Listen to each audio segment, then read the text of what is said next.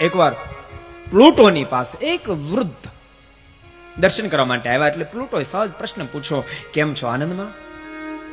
કેમ ચાલે? તો ખૂબ આનંદમાં છું. આખી જિંદગી જે સંપત્તિ કમાણો, જે સંસ્કાર પ્રાપ્ત કરે, બધી સંપત્તિ સંસ્કાર છોકરાને આપી દીધા છે. હવે છોકરો બોલાવે ત્યારે બોલું છું, છોકરો કાંઈ પૂછે તો જવાબ આપું છું, એ જે આપે ને પ્રેમથી ભોજન કરી લઉં છું અને અખંડ હરિભજન કરું છું.